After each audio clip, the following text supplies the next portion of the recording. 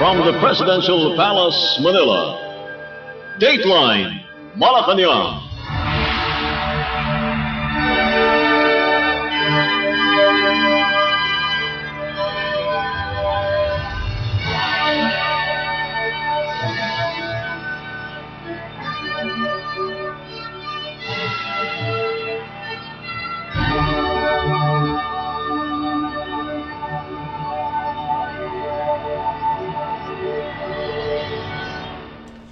Good day. This is Dateline Malacañang.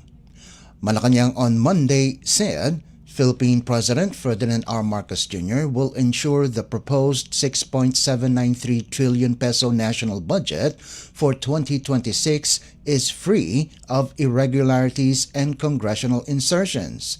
In a press briefing, Palace Press Officer Claire Castro said the President truly wants the budget to be properly executed and allocated to the right programs for the future and benefit of the people. Castro issued the statement after Senator Panfilo Lacson flagged the alleged insertions of 100 billion pesos worth of items in the 2025 General Appropriations Act by almost all senators in the 19th Congress. The Palace Press Officer maintained that President Marcos is opposed to any congressional insertions, especially in light of the ongoing investigation into anomalous flood control projects, which has uncovered irregularities and implicated some lawmakers.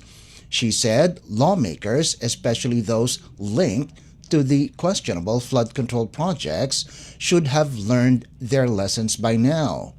Castro reiterated that the chief executive would not hesitate to veto the 2026 General Appropriations Bill or GAB if he finds any questionable or irregular provisions. In July, President Marcos approved the proposed 2026 national budget, which aims to prioritize economic growth alongside the improvement of Filipinos' quality of life. Last week, the President announced that he had ordered the transfer of 255.55 billion pesos originally intended for the Department of Public Works and Highways or DPWH's flood control projects in 2026 to priority programs of other government agencies. Castro said President Marcos prefers that the funds be properly allocated to programs that will provide greater benefit to Filipinos. Gusto po talaga ng Pangulo na yung budget ay tama at maibigay sa tamang programa para sa kinabukasan at kapakinabangan ng taong bayan. Mas maganda po siguro maitanong to doon sa mga naglagay ng insertions. Ano po ang lesson learned nila? Dahil siguro po sa nakikita po natin at naipapakita na galit ang taong bayan na siya rin pong nararamdaman ng Pangulo, nakita po natin na dapat sila ay matuto na tumupad sa kanilang mandato na maging tunay na public servant. At sinabi po ng Pangulo even before na kung meron man magkakamali o magiging anomalyang muli ang gagawin na budget sa 2026, yan po ay kanyang ibibito.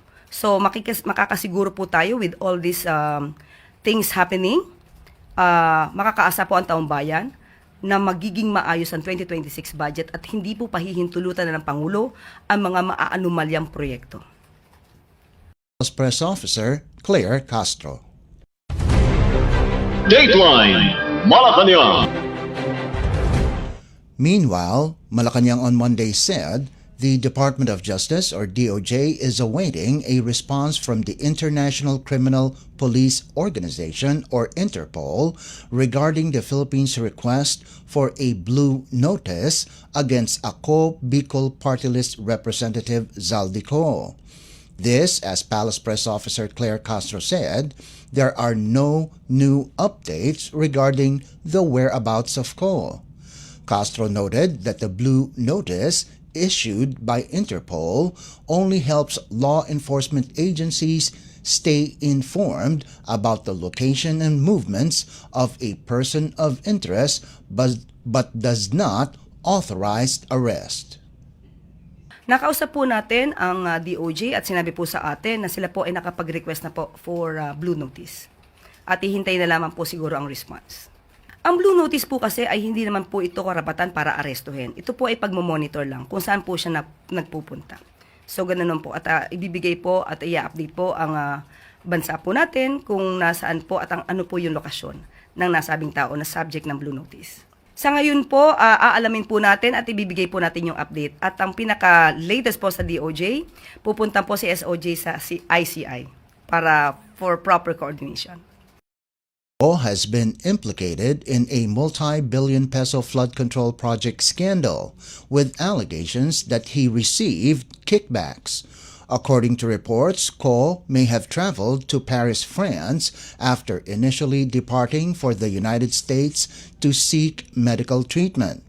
House Speaker Faustino D. III formally revoked Ko's travel clearance on September 18th, directing the latter to return to the Philippines within 10 calendar days. Ko has not yet responded to D's directive.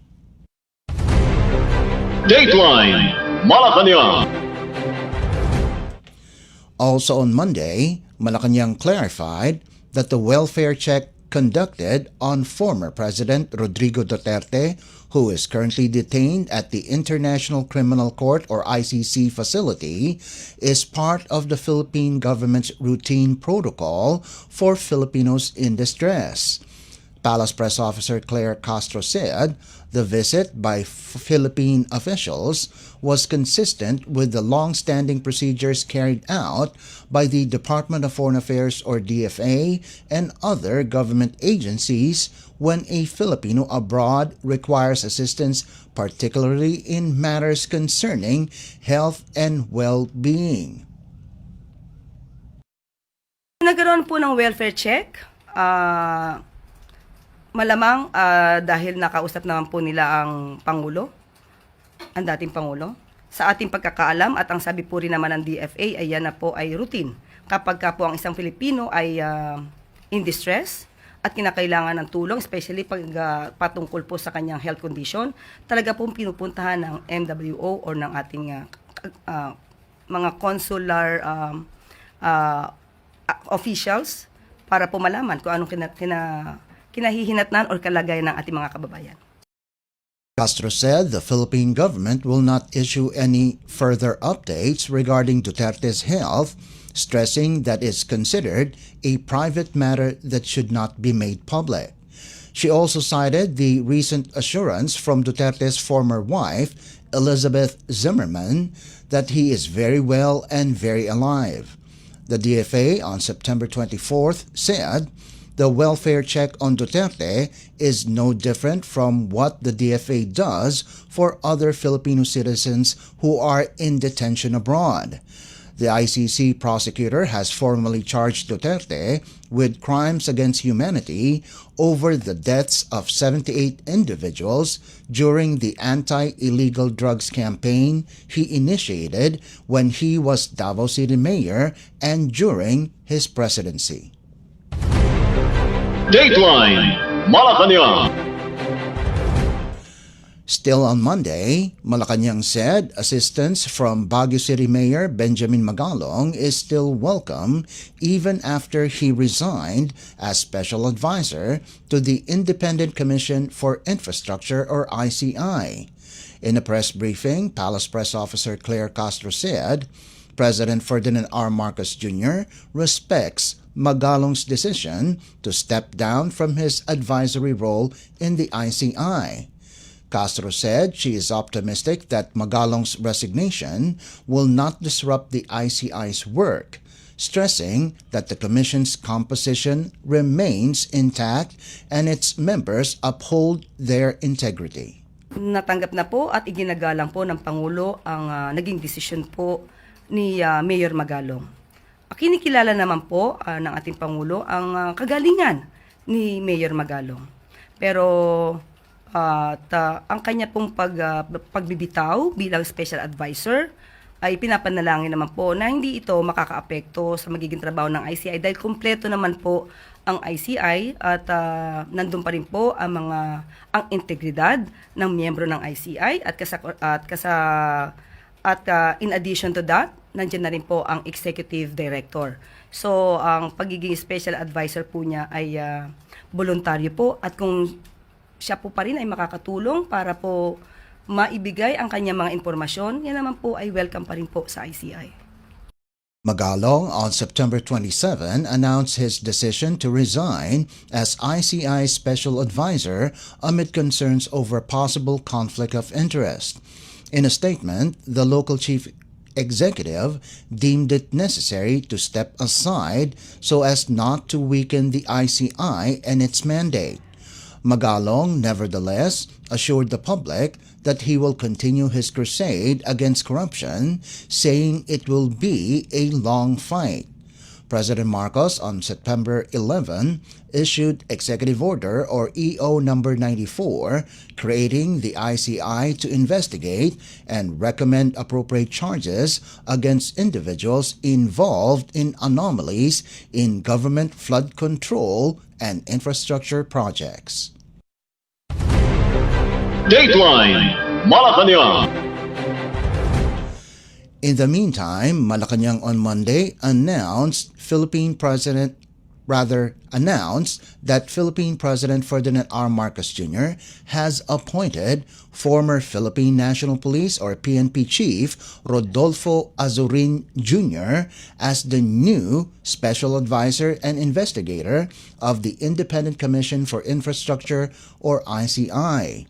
Azurin will assume his new role after concluding his personal and administrative arrangements, according to a statement from the Office of the President. Azurin replaced Baguio City Mayor Benjamin Magalong, who gave up his concurrent role as ICI Special Advisor following concerns over possible conflict of interest. The President earlier directed his legal team to study the implications of Magalong's involvement in the ICI while serving as an incumbent local official. President Marcos thanked Magalong for his service and contributions during his brief tenure at the ICI. The chief executive said Magalong's efforts in safeguarding the integrity and credibility of ICI have been vital to the government's campaign against corruption in infrastructure projects. Azurin, a member of the Philippine Military Academy Makatao class of 1989, served as the PNP's 28th chief following his appointment by President Marcos in August of 2022. His term ended upon reaching the mandatory retirement age in April 2023. Dateline Malacañang. Presidential Communications Office or PCO Acting Secretary Dave Gomez on Monday pushed for the passage of the Freedom of Information or FOI bill that meets global standards and empowers democracy. During the opening ceremony of the 2025 International Day for Universal Access to Information, or IDUAI, at Hilton Manila Newport World Resorts in Pasay City, Gomez said, the Marcos administration envisions a government that is not only for the people, but also with the people under a new Philippines. Gomez, however, acknowledged that more needs to be done to fulfill the government's bid to institutionalize the FOI program. Gomez noted that over the past 9 years, various efforts have been made to counter misinformation and disinformation through the provision of credible and accessible public data. These efforts include the establishment of the eFOI portal, expanded localization initiatives, and the launch of nationwide capacity building programs. Gomez said PCO, together with the Philippine Open Government Partnership, or PHOGP, has initiated dialogues with stakeholders to refine and advance the proposed Right to Information Bill. The Philippines is the first country in Southeast Asia to host this year's IDUAI, which runs until September 30th. With the theme Ensuring Access to Environmental Information in the Digital Age, IDUAI serves as a platform for stakeholders to participate in international discussions on policies related to access to information in the digital era. Gomez also received the symbolic token from Genevieve Shirley Lartey, International Commissioner and Executive Secretary of the Right to Information Commission of Ghana, marking the formal kickoff of the event. He expressed optimism that the two-day global conference will serve as a catalyst for strengthening the shared commitment to institutionalizing genuine access to information for the people.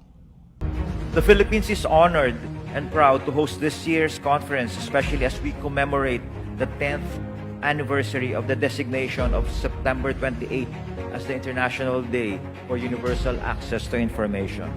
Today, under the version of the Bagong Pilipinas campaign, or the New Philippines, we envision a government that is not only for the people, but also with the people.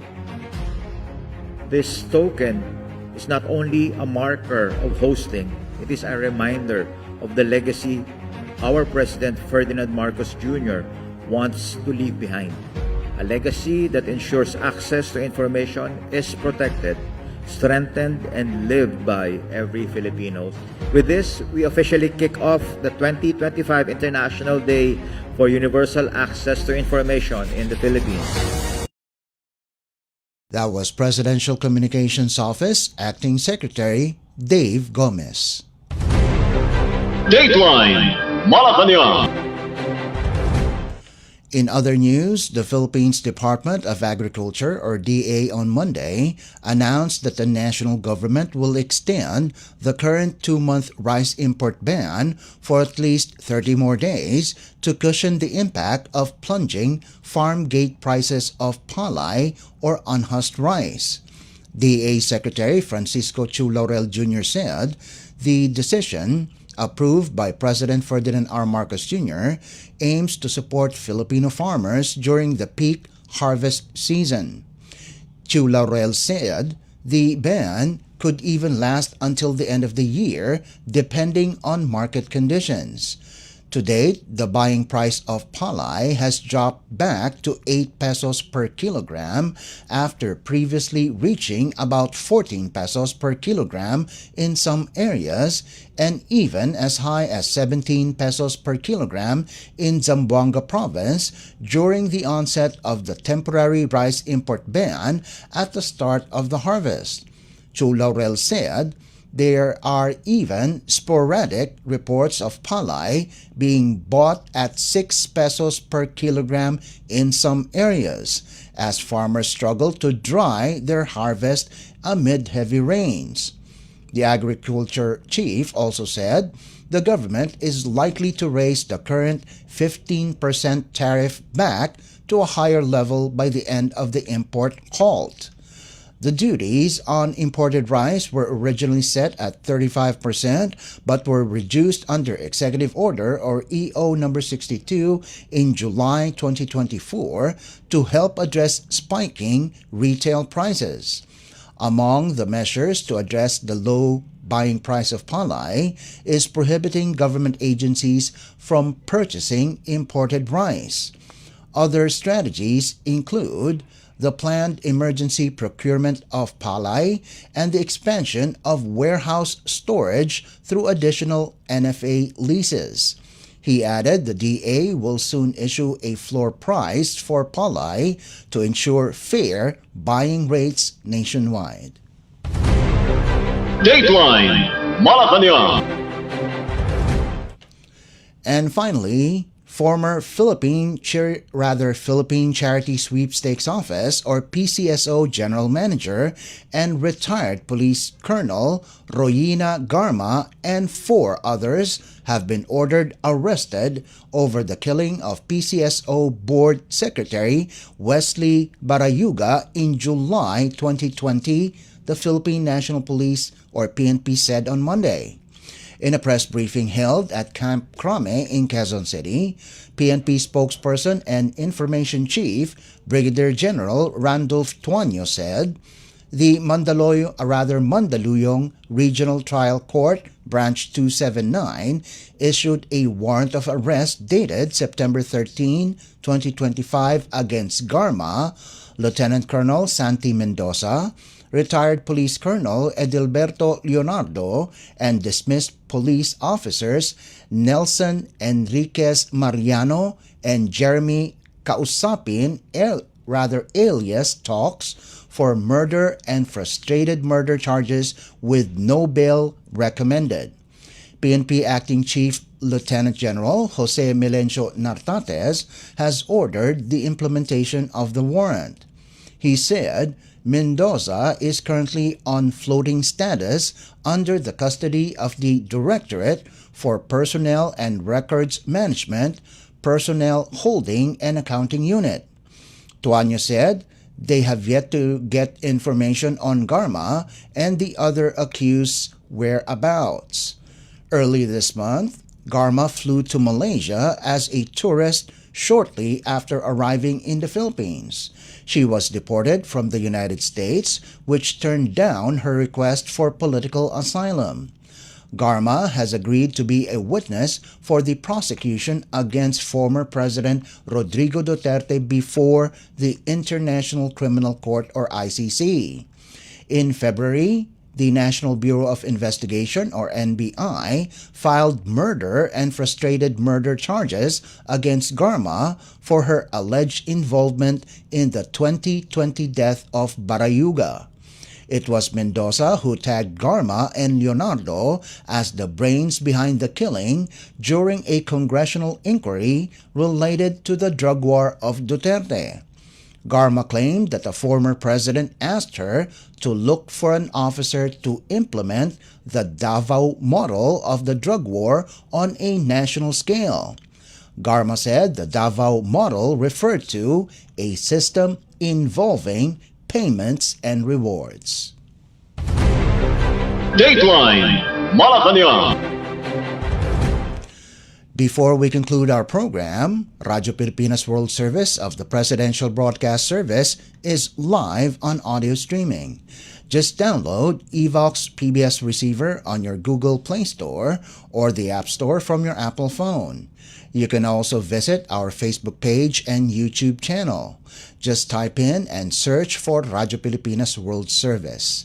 Kindly subscribe, like, and share our posts as well.